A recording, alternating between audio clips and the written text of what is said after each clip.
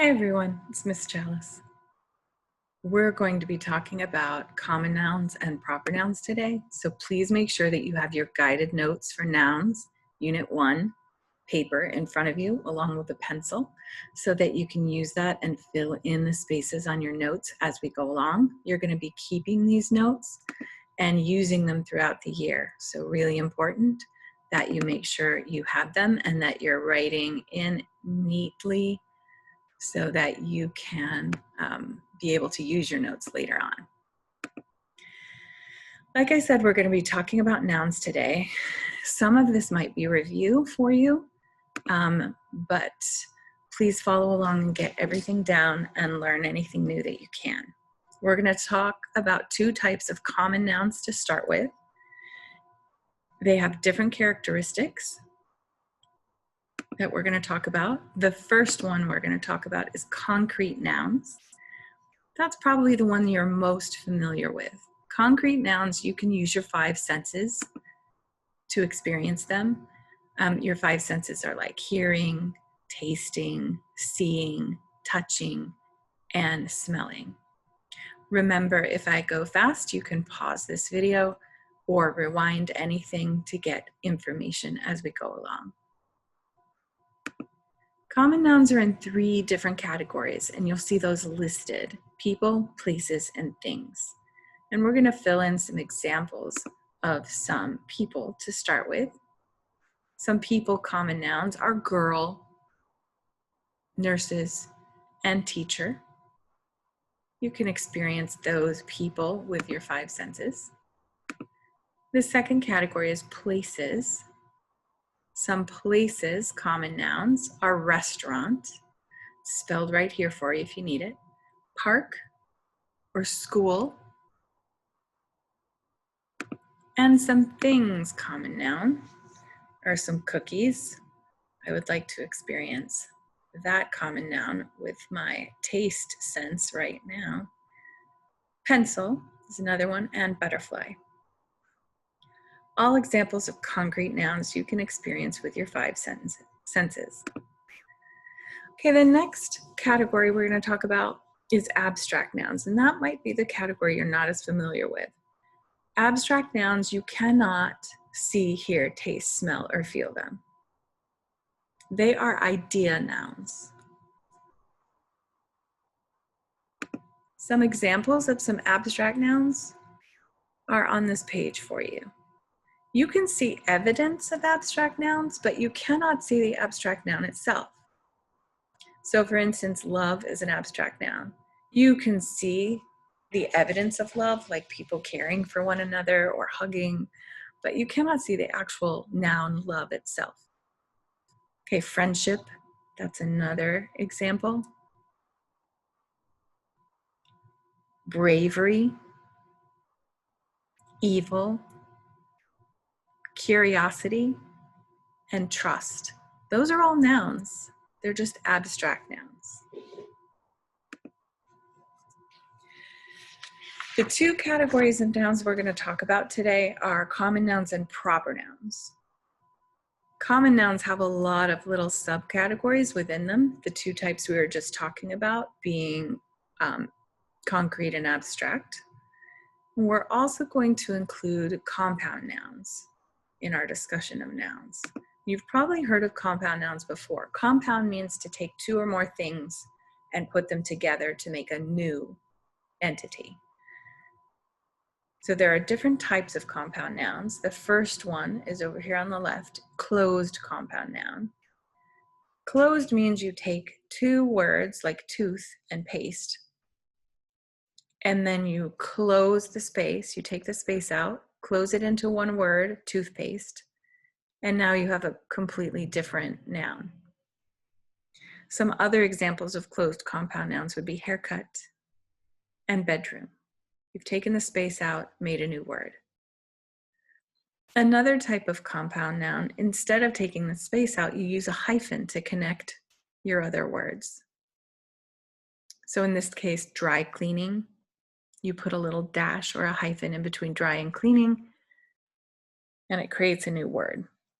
Jack-o'-lantern and mother-in-law are also examples of hyphenated nouns. You'll notice that the nouns that we've been talking about so far are usually just one word.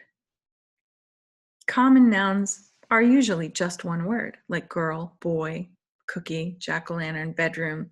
Remember, jack-o'-lantern, it's using these little hyphens to make it into one word. That's counting only as one word. There is an exception to this, but it's very rare, but I still want you to be aware of it. There are times you will have two words that are working together as one noun, and that is called an open compound noun. You'll notice you've got egg and roll. Egg means one thing, roll another, but when you put those two words together, egg roll ends up meaning this Chinese food right up here. Or paper clip. You can't separate these and have them mean something, and paper is not describing the clip. So these are open compound nouns. Swimming pool, bus stop are also other examples. So just be aware of those. They don't happen very often, but they will happen occasionally. One other type of common noun I want to talk about is collective nouns. These happen to be some of my favorite, and I'll explain why in just a minute. Think collection. Collective means a group of something acting together as one noun. So class, you've got a group of people, but the class is the noun, or army, or audience. Those are all nouns. Or troop of boys, or band of thieves. Troop and band are both collective nouns, meaning a group of something. Those are pretty common collective nouns. You've probably heard of pride of lions. There are some that you've heard before, but my favorite collective nouns are the weird ones. A murder of crows. I don't know why people just don't say a group of crows, but I kind of like murder of crows better. Murder just means a group of crows, and murder is your collective noun. Some other examples of some weird, interesting collective nouns. Curse of painters. A conspiracy of lemurs. They do look like they're plotting some evil plan all together, which is what conspiracy means. A pandemonium of parrots. That's another good one. A group of parrots would probably make a lot of loud, chaotic noise, which is exactly what pandemonium means. So pandemonium is your collective noun, meaning group of parrots. And then the weirdest one of all that I've ever found is an unhappiness of husbands. Unhappiness stands for group of husbands. Not sure what that says about marriage. All right, what I want you to notice about common nouns is all common nouns start with a lowercase letter. And in this case, when we label nouns, which we're going to be doing, we're going to label them with a lowercase n. We're going to be what's called parsing. Parsing is to break something apart, in this case a sentence, into individual pieces, parts of speech. And we're going to be labeling each part of speech. We're going to start out with common nouns. So look at the example sentence, the rowdy boys ran in the class. You're going to put a lowercase n over the top of the two common nouns, boys and class. And you just parsed your common nouns. All right, we're going to move on to the second category of nouns that we're going to talk about today, proper nouns. Proper nouns are specific names of people, places, and things. So instead of just saying girl, you would say Billie Eilish. That's the name of a specific girl. Or instead of saying a man, Dr. Porter. And another example of a proper noun person is Dr. Martin Luther King Jr. Places, Arizona, Mount Rushmore, Olive Garden. All of those are names of specific places. And then things, names of specific things. So not just cereal, that would be a common noun, but we have life cereal. And you'll notice that proper nouns, because their names have a capital letter. So I know that the L in life doesn't look capitalized, but on your paper, make sure you're capitalizing it. Same with Oreos. They didn't make it clear, needs to be a very big capital O. And then Nestle Toll House morsels. Every single word in a proper noun needs to be capitalized. It's all working together as one specific name. You should also notice that proper nouns are often more than just one word, unlike common nouns that we just looked at. So let's have another example sentence, and we're going to parse this one. The United States of America is bigger than New Zealand or Finland.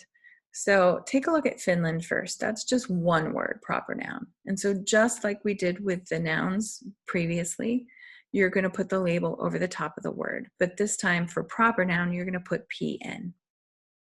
It has to be PN, so please make sure you use those two.